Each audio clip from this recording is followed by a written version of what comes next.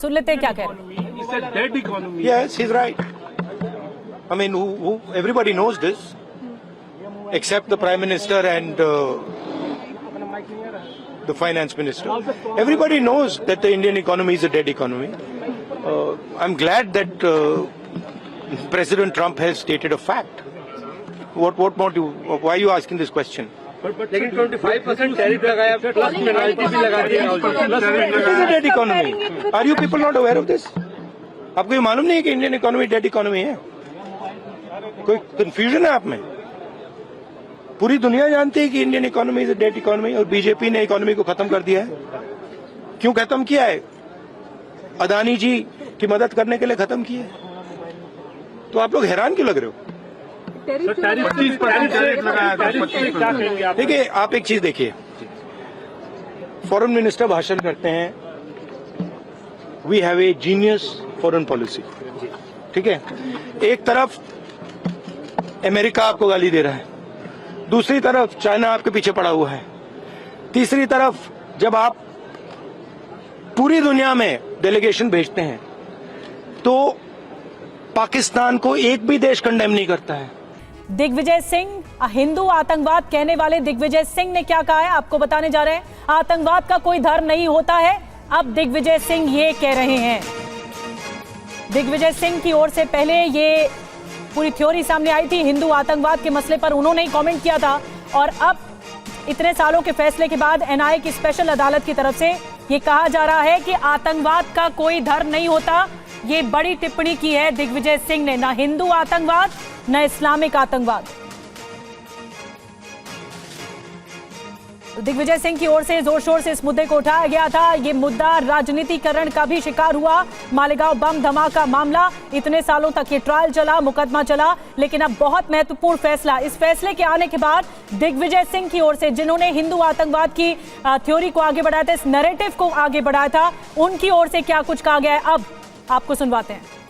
आरोप लगा था कोई धर्म के आधार पे आतंकवाद नहीं होता है, ना हिंदू आतंकवाद होता है, ना इस्लामिक आतंकवाद होता है। हर धर्म प्रेम, सद्भाव, सत्य और अहिंसा का रूप है। कल यही कहा था मिश्रा जी ने कि हिंदू आतंकी नहीं हो सकता। आप मानते हैं कि आज के फैसले के बाद वो देखिए, ना हिंदू आतंकवादी हो सकता, ना मुसलमान हो सकता है, ना सिख हो सकता है, ना ईसाई होता है। केवल कुछ लोग होते हैं जो कि धर्म को नफरत की तरह उसका हथियार उपयोग करते हैं, वही आतंकवाद को जन्म देता है। लेकिन बीजेपी तो ये कहती रही है सर कि हिंदू टेरर का जो शब्द था वो कांग्रेस ने दिया था। बिल्कुल गलत कहते हैं। तो दिग्विजय सिंह को आपने सुना, लेकिन आपको बताते हैं इस पूरे मामले पर आरोपी कौन कौन थे जिन्हें बरी किया गया है। बाइक साध्वी की थी, साध्वी प्रज्ञा ठाकुर पर यह आरोप लगा था, लेकिन कोर्ट में यह साबित नहीं हो पाया कि ये बाइक उनकी थी, क्योंकि चेसिस नंबर के आधार पर यह फैसला आया सामने। बम मोटरसाइकिल में था, ये बात आरोप लगा था साध्वी प्रज्ञा ठाकुर पर, तो जो ये कोर्ट में साबित नहीं हो पाया एनआईए की अदालत में। कर्नल रिटायर्ड पुरोहित पर आरोप यह था कि उन्होंने बम बनाया है, ये आरोप लगा, लेकिन कोर्ट में ये साबित नहीं हो पाया और बरी कर दिए गए। कर्नल पुरोहित ने बम सप्लाई किया, ये भी आरोप लगा था, लेकिन आरोप साबित नहीं हो पाया और कर्नल पुरोहित को भी बरी किया गया है। सुधाकर चतुर्वेदी के घर से आरडीएक्स बरामद, ये आरोप लगाया गया था, इसमें अभियुक्त रहे लेकिन बरी किए गए, क्योंकि एफआईआर पर सवाल खड़े किए हैं कोर्ट ने, एफआईआर को भी निराधार बताया है। अजय राहिरकर के खाते से टेरर फंडिंग हुई थी, ये भी आरोप लगाया गया अजय राहिरकर पर। इसमें एक और अभियुक्त जिसमें यह साबित नहीं हो पाया कि टेरर फंडिंग या मनी लॉन्ड्रिंग का कोई भी टेरर फंडिंग का आरोप था। एटीएस एनआईए चार्जशीट में जो सबूत हैं, ये आरोप लगाया गया, लेकिन चार्जशीट में बहुत फर्क है, क्योंकि एटीएस पहले जांच कर रही थी 2008 के बाद, फिर 2011 से एनआईए जांच करना शुरू की।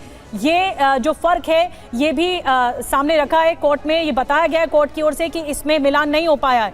धमाके के पीछे भगवा आतंकवाद है, ये आरोप लगा मालेगांव केस में, लेकिन कोर्ट की तरफ से कहा गया कि आतंक का कोई धर्म या रंग होता नहीं है और इस बात को, इस थ्योरी को आगे बढ़ाया गया। चश्मदीदों के बयान के हिसाब से सभी दोषी करार दिए गए थे, ये आरोप लगा, और चश्मदीदों के बयान पर ही सवाल उठाए एनआईए कोर्ट ने। ये बहुत बड़ी बात है, जो इसमें विटनेस थे उनके बयानों पर सवाल उठाए गए। बाइक साध्वी की थी, ये एक बार फिर से हम पूरे आपको बता रहे हैं। हम सब लोगों को धैर्य मिले, इतनी प्रार्थना हमें एक उन्होंने आदर्श साहब किया देह दान करके, इसको क्या कहेंगे आप? इसमें कहने की आवश्यकता नहीं, कृति ही बोलती है।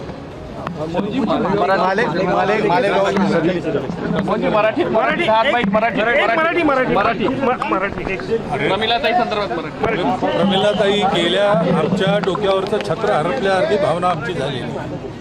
त्यांनी निष्ठापूर्वक इतके वर्ष जे समितीचं काम केलं, त्यात त्यांनी परिश्रमाचा, तपस्येचा, समर्पणाचा सगळेच आदर्श आपल्या जीवनाने आमच्यासमोर उभे केलेले आहेत. त्या आता असणार नाहीत, त्यांच्या तर त्या अधिकारामुळे त्यांना सद्गती मिळणारच आहे. आम्हाला धैर्य मिळो अशीच प्रार्थना आम्ही करतो. धन्यवाद. तो आरएसएस प्रमुख मोहन भागवत को आप सुन रहे थे. मालेगांव ब्लास्ट केस के फैसले को लेकर जो उनकी प्रतिक्रिया है वो आगे हम आपको दिखाएंगे. लेकिन अपने आप में ये एक बड़ा मुद्दा इसलिए भी क्योंकि ये मामला जब सामने आया था उस वक्त, और ये देखिए मालेगांव फैसले पर मोहन भागवत ने कहा कोर्ट की प्रकृति ने सब कह दिया. ये मोहन भागवत का पहला बयान मालेगांव बम धमाके के फैसले के बाद, एनआईए की स्पेशल कोर्ट के फैसले के बाद बोले मोहन भागवत कोर्ट की प्रकृति ने सब कह दिया. और कोर्ट ने आज साफ तौर पर यह कहा है कि आतंकवाद का कोई धर्म नहीं होता, आतंकवाद का कोई रंग नहीं होता. लेकिन मालेगांव ब्लास्ट केस के बाद जब आरोपी पकड़े गए और उनका ताल्लुक हिंदू धर्म से निकला तो फिर हिंदू आतंकवाद, भगवा आतंकवाद की एक थ्योरी बार बार सामने रखी गई और आज वो थ्योरी पूरी तरह से धराशायी साबित हुई है. सबूत नहीं मिल पाए, एविडेंस नहीं थे, जो कहा गया था एटीएस की चार्जशीट में वो साबित नहीं हो पाया और सभी अभियुक्तों को अदालत ने बरी कर दिया है. जयप्रकाश सिंह हमारे संवाददाता जुड़ गए हमारे साथ. जेपी, वहां पर कोर्ट के बाहर क्या हो रहा है जरा मैं आपसे जानना चाहूंगा, और संदीप भी हमारे साथ इस वक्त मौजूद हैं. संदीप, अगर आप बता सकें. सर कुछ कहेंगे, योर फर्स्ट रिएक्शन सर. तो एनआईए के डीआईजी अभी यहाँ से निकले हैं. मैं आपको तस्वीरें दिखा रहा था सेशन कोर्ट के ठीक बाहर से. आपको बता दूं कि तमाम जो बड़े अधिकारी एनआईए के जो थे वो भी यहाँ पर मौजूद थे, तमाम कोर्ट हियरिंग्स में शामिल थे. सबसे बड़ी बात जो यहाँ पर सामने सुनने में आई कोर्ट के पास से कि किसी भी धर्म, किसी भी टेररिज्म का कोई धर्म या रंग नहीं होता. तो कहीं ना कहीं ये सबसे बड़ा ऑब्जर्वेशन जो है वो माननीय सेशन कोर्ट ने, एनआईए कोर्ट ने जो है वो दिया. सबसे बड़ी बात ये सामने आई कि जो पैसों का लेन देन था, जो आरोप लगा था कर्नल पुरोहित पे कि पैसे का लेन देन है अजय राहिरकर और कर्नल पुरोहित के बीच में, चूंकि वो अभिनव भारत जैसे संस्थान से जुड़े हुए थे और कहीं ना कहीं ट्रेजरर थे अजय राहिरकर, और इन दोनों के बीच में जो है पैसे का लेन देन जो है वो देखने को मिला. लेकिन कोर्ट ने ये ऑब्जर्व किया कि इन पैसों का कहीं से भी आतंकी गतिविधियों के लिए कोई भी उपयोग नहीं किया गया. इसके अलावा कोर्ट ने यह भी माना कि जो पैसे आए उनका कंस्ट्रक्शन के काम में, यानी कि कर्नल पुरोहित के घर में जो कंस्ट्रक्शन हुआ उसमें इस्तेमाल हुआ. कोर्ट ने ये बात मानी कि विस्फोटक और कुछ सामग्री जो है वो कश्मीर से जो है वो कर्नल पुरोहित ने लाए थे, लेकिन वो आर्मी पर्पस से लाया हुआ RDX था. उसका धमाके में इस्तेमाल हुआ या नहीं हुआ, ये प्रोसिक्यूशन विफल साबित रहा इसे प्रूव करने में. इसके अलावा सबसे अहम सबूत जो ATS और NIA कोर्ट में पेश कर रही थी वो थी LML बाइक, जिस बाइक को कहीं ना कहीं ऐसे दिखाया गया या बताया गया कि यही सबसे मुख्य एविडेंस है. उसी को सिरे से नकार दिया कोर्ट ने. कोर्ट ने कहा कि वो बाइक कैसे पहुंची. प्रोसिक्यूशन ये साबित करने में विफल रह गया कि वो बाइक साध्वी प्रज्ञा सिंह की है, क्योंकि चेसिस नंबर मिटाए गए थे और कोर्ट को प्रोसिक्यूशन ये नहीं बता पाया कि वो बाइक वहाँ कैसे पहुँची. बाइक में ही जो है वो विस्फोटक लगाए गए थे या बाइक के बगल में लगाए गए थे. तो ये तमाम ऐसे बिंदु हैं जिनको लेकर के कोर्ट ने अपना ऑब्जर्वेशन दिया है. सबसे अहम बात यह है कि साध्वी प्रज्ञा ठाकुर, जब ये फैसला आया तो कोर्ट से उन्होंने विनती की कि वे जो हैं वो हिंदी में उन्हें ब्रीफ करे. कोर्ट ने दोबारा से तमाम जो ऑर्डर इंग्लिश में पढ़ा था वो उन्हें ब्रीफ किया गया था. इसके अलावा आपको बता दें, साध्वी ने कहा कि मुझे प्रताड़ित किया गया, 17 वर्षों तक मुझे प्रताड़ित किया गया, हिंदुत्व को अपमानित किया गया, भगवा रंग को अपमानित किया गया, हमें आतंकवादी कहा गया। ये तमाम ऐसे पहलू जो हैं वो कोर्ट के हैं। और आपको मैं बता दूं कि तमाम इंटेलिजेंस के सारे ऑफिसर्स, पूरा कोर्ट रूम जो है वो खचाखच भरा हुआ था। इंटेलिजेंस के ऑफिसर्स, एनआईए के अधिकारी, बड़े अधिकारी, देखिए डीआईजी एनआईए शैलेंद्र मिश्रा भी जो हैं वो कोर्ट रूम में शामिल थे। और कहीं ना कहीं प्रवीण इंगावले जैसे तमाम अधिकारी एनआईए के, ये सब लोग उसमें शामिल थे।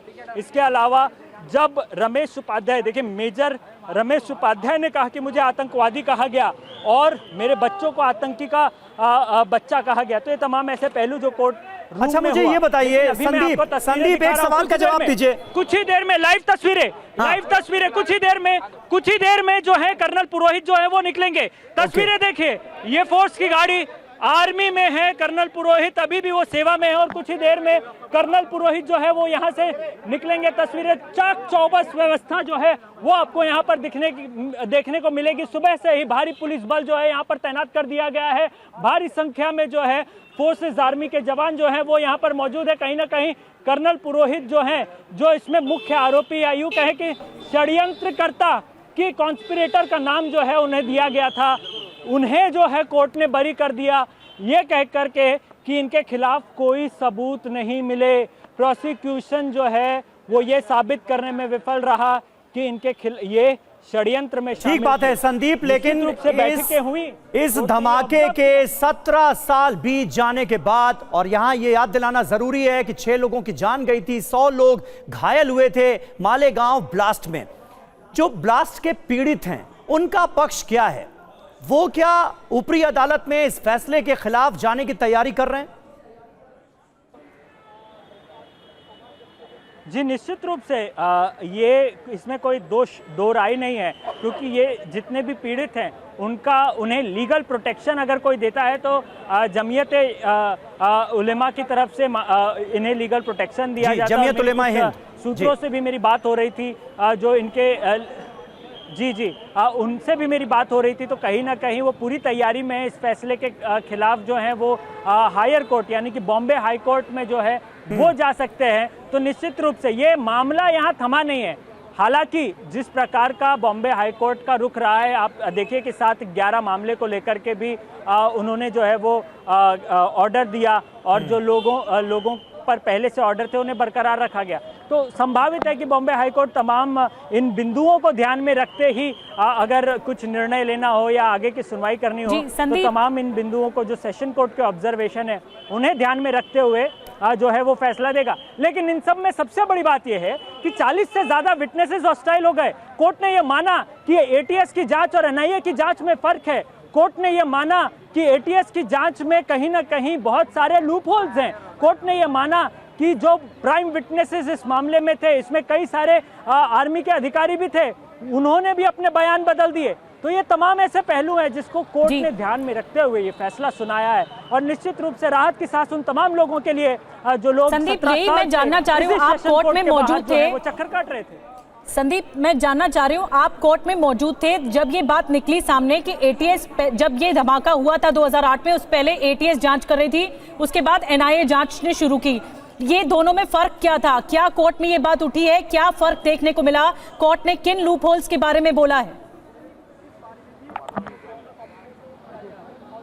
जी निधि, मैं पिछले जब से मामला शुरू हुआ है और पिछले करीब 5-6 सालों से इस मामले को लगातार फॉलो करता आया हूँ।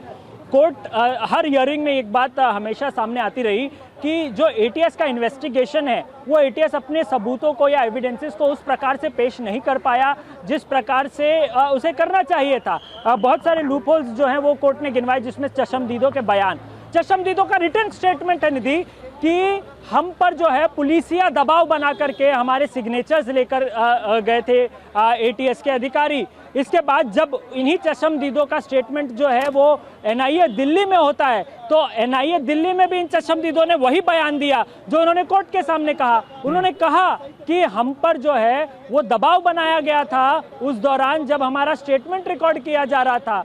तो ये जो है सबसे बड़ा लूप होल है। और सबसे बड़ी बात जो मैंने आपको बताई कि जो कोर्ट ने ऑब्जर्व किया निधि कि बम कौन लाया, बम कहाँ बना, बम को किसने रखा और क्या जिस बाइक का जिक्र एटीएस कर रही है वही ऑब्जेक्ट है जिसमें बम प्लांट किया गया था? ये तो प्रूफ करने में एटीएस हो या एनआईए, दोनों ही संस्थान विफल रहे। तो कहीं ना कहीं बेनिफिट ऑफ डाउट शब्द का उपयोग जो है वो माननीय जस्टिस ए.के. लाहोटी ने जो है वो कोर्ट में किया और उन्होंने बताया कि just because it is a benefit doubt I have acquitted all the accused on the evidences that were not enough to prove with the fact that these are the people who were involved in the alleged crime. तो ये वो वाक्य हैं जो A K. Lahoti, justice A K. Lahoti ने जो है वो भरे कोर्ट रूम में कहा। कोर्ट के फैसले पर बीजेपी विधायक रामेश्वर शर्मा ने क्या कहा, ये आपको बताते हैं। कह रहे हैं वो कि ये भगवा की जीत है, सनातन की जीत है। बातचीत करने के लिए बीजेपी के विधायक रामेश्वर शर्मा जी हमारे साथ हैं। सर, कैसे देखेंगे इस फैसले को? देखिए, इस फैसले को न्याय की दृष्टि से देखेंगे। हम न्यायालय का सम्मान करते हैं और न्यायालय ने जो निर्णय दिया ये साबित कर दिया कि कांग्रेस ने जो षड्यंत्र हिंदुओं के साथ रचा था, क्योंकि हिंदुओं को कांग्रेस आतंकवादी घोषित करना चाहती थी, भगवा को आतंकवादी घोषित करना चाहती थी, साधु संतों को कांग्रेस आतंकवादी बनाना चाहती थी। आज न्यायालय ने यह तय कर दिया कि आतंकवादी तो आतंकवादी हैं और कांग्रेस इस्लाम परोषित जो आतंकवादी था, पाकिस्तान परस्त जो आतंकवाद था उसको छिपाना चाहती थी और हिंदुओं को आतंकवादी बनाना चाहती थी। आज न्यायालय ने तय कर दिया कि हिंदू ना आतंकवादी पहले था, ना अब है, ना आगे होगा, लेकिन हिंदू आतंकवादियों से लड़ने के लिए 24 घंटे तैयार है। हम आतंकवाद से का मुंह तोड़ जवाब देंगे, आतंकवाद किसी भी कीमत पर बर्दाश्त नहीं करेंगे। कांग्रेसियों, दिग्विजय सिंह जी, सोनिया जी, हिंदुस्तान के सनातनियों से, साधु संतों से, भगवाधारियों से, मंदिरों से माफी मांगो, क्योंकि तुमने हिंदुओं को आतंकवादी बनाने का मालेगांव में षड्यंत्र रचा था। आज न्यायालय ने हिंदू को बाइज्जत बरी किया। सर, जब ये फैसला आया तो साध्वी प्रज्ञा सिंह ठाकुर कोर्ट में ही थी। कोर्ट में वो रो पड़ी और उन्होंने कहा कि 13 दिन तक उन्हें यातनाएं दी गई और पूरा बताया कि आप, मैं क्या बताऊं कि आप, देखिए, कोई नहीं बता सकता। जो पीड़ा साध्वी ने भुगती है वो साध्वी ही बता सकती है, लेकिन हम और आप तो ये देख सकते हैं कि जो साध्वी आज 40-45 वर्ष की उम्र की है वो चल नहीं पा रही, आज उठ नहीं पा रही, उनको सहारा देकर जीने चढ़ाने उतारने पड़ता है। ये कौन ने यातना दी उनको? इतनी जो है पीड़ा किसने दी? कांग्रेस के षड्यंत्रों ने तो दी ना, क्योंकि कांग्रेस चाहती थी कि एन कैन प्रकरण भगवा पर ये ब्लेम लग जाए और इस्लामिक कट्टरपंथी आतंकवादी बच जाए और हिंदुओं को आतंकवादी घोषित हो जाए और दिग्विजय सिंह अपनी ढपली बजाते देश में घूमे। ये भगवा आतंकवाद का शब्द इस मालेगांव की घटना से कांग्रेस ने जन्मा दिया। इस चीज का हिसाब कैसे होगा? जो यातनाएं, जो अपमान उन्होंने सहा, हिसाब देश की जनता कांग्रेस से ले रही है और 100 बार और लेगी। जब तक पूरी कांग्रेस तहस नहस नहीं हो जाती, नेस्त नाबूद नहीं होती, तब तक साधु समाज और पूरा हिंदू समाज तैयार है, क्योंकि ये कांग्रेस आतंकवाद को जिंदा रखना चाहती है और हिंदुओं को आतंकवादी बनाकर मारना चाहती है। आज वो झूठा साबित हुआ और ये समाज जानता है, देश जानता है, दुनिया जानती है कि पहले ही ये लोग जानते थे कि हिंदू कभी इस दिशा में न रहा है न होगा, लेकिन आज कोर्ट ने ये साबित कर दिया। तो कांग्रेस का वो नैरेटिव सेट करने का जो प्रयास था और भारत के अंदर, दुनिया के अंदर हिंदुत्व को बदनाम करने का इनका एजेंडा था, आज कोर्ट ने इन्हें जवाब दिया है। कांग्रेस के नेताओं को, राहुल गांधी, सोनिया गांधी से लेकर आज दिग्विजय सिंह को इसका जवाब देना चाहिए। लेकिन और जयप्रकाश भी हमारे साथ बने हुए हैं, संदीप भी हमारे साथ बने हुए हैं। संदीप सिलसिलेवार बता रहे थे कि कोर्ट में क्या क्या हुआ है और इस केस को कैसे फॉलो अप किया गया उनकी ओर से। जयप्रकाश के पास चलते हैं जल्दी से। जयप्रकाश, इस पूरे मामले पर अब कांग्रेस की तरफ से जो प्रतिक्रियाएं सामने आएंगी वो लगातार देखने वाली होंगी, सुनने वाली होंगी, क्योंकि एक नैरेटिव गढ़ा गया था। यूपीए सरकार में दरअसल ये हमला हुआ था, उस वक्त हिंदू आतंकवाद का नैरेटिव सामने आया, लेकिन इतने लंबे ट्रायल के बाद अब जाकर कोर्ट ने माना है कि आतंकवाद का कोई रंग नहीं होता है।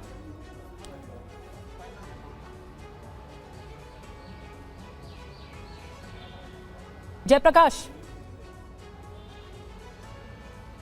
संपर्क टूटा है जयप्रकाश से। दोबारा चलते हैं संदीप के पास। संदीप, यही सवाल आपसे भी मैं कर रही हूं, क्योंकि कोर्ट में इस बात को कहा गया है कि आतंकवाद का कोई रंग नहीं होता है, आतंकवाद होता है जो लोगों की जान लेता है। जी, निश्चित रूप से कांग्रेस के लिए अभी बहुत ही जो है वो डायलेमा वाली सिचुएशन है, क्योंकि ये फैसला जो है वो कोर्ट का फैसला है। और आपको याद दिला दूं कि जब 7/11 बम धमाके को लेकर के बॉम्बे हाई कोर्ट ने अपना ऑर्डर दिया था, तो यही कांग्रेस पार्टी थी जिसने बीजेपी पे काफ़ी गहरे जो है वो अटैक्स किए थे। और अब चूंकि ये मामला काफ़ी कंट्रोवर्शियल भी रहा, निधि आप भी जानती है कि मालेगांव बम धमाका जो है किस प्रकार से पिछले 17-16 सालों पर इस पर राजनीति भी हुई, चाहे कांग्रेस हो या भारतीय जनता पार्टी हो। तमाम दलों ने इस मामले को जो है वो राजनीतिक फायदे के लिए निश्चित रूप से आरोप प्रत्यारोप एक दूसरे पर लगाए हैं। तो इस वक्त कहीं ना कहीं कांग्रेस पार्टी के लिए भी जो सिचुएशन है वो nothing to win and nothing to defend वाली सिचुएशन हो गई है। निश्चित रूप से हमेशा से ही वो इनके खिलाफ रही है और कहीं ना कहीं इसको लेकर के तब के गृह मंत्री उस दौरान सुशील कुमार शिंदे गृह मंत्री हुआ करते थे, उस दौरान दिग्विजय सिंह जो हैं वो यूपीए कैबिनेट में मंत्री हुआ करते थे। इन तमाम लोगों ने जो है साध्वी प्रज्ञा सिंह ठाकुर हो या हिंदू आतंकवाद जैसी थियरी हो, इस नैरेटिव को बिल्ड किया। और मैं आपको एक और चीज़ बताना चाहता हूँ कि लिखित रूप से कर्नल पुरोहित ने ये कोर्ट में लिख करके दिया था कि कैसे जो है सभाएं ली जाती थी और उस दौरान जो है जो एनसीपी के मुखिया रहे शरद पवार, उन्होंने भी हिंदू नैरेटिव को लेकर के काफ़ी कुछ बयानबाजी दिए थे। तो ये सारी चीज़ें, ये सारे स्टेटमेंट्स तो आरोपियों ने कोर्ट को लिख करके दिया है। तो निश्चित रूप से कहीं ना कहीं इस पर राजनीति अब गरमाएगी। और मैं आपको एक और चीज़ बता देता हूँ कि जेपी मिश्रा जो साध्वी प्रज्ञा सिंह ठाकुर के लॉयर भी हैं, उन्होंने कोर्ट में आज ये कहा, जब आभार व्यक्त किया जा रहा था तो कोर्ट में उन्होंने ये पॉइंट हाईलाइट किया कि कुछ दिन पहले union home minister Amit Shah ने जो है वो इस बात को पार्लियामेंट में कहा कि हिंदू जो है वो कभी आतंकवाद हो नहीं सकता। और कहीं ना कहीं जो आज जो फैसला आया है उससे ये सिद्ध हो गया कि हिंदू कभी आतंकवादी नहीं हो सकता। तो ये जो हिंदू और हिंदुत्व के आसपास चाहे एंटी या फॉर वाले जो दल हैं, उनके बीच तनातनी अब कुछ दिनों में देखने को जरूर मिलेगी। बिल्कुल बड़ी बात संदीप आपने कही और कोर्ट ने भी इस बात को स्वीकार किया है कि ये नैरेटिव ही दरअसल निराधार था, जो हिंदू आतंकवाद की थ्योरी सामने आई। लेकिन कहा है कोर्ट ने कि आतंकवाद का कोई रंग नहीं होता है। बहुत बहुत धन्यवाद संदीप आपका।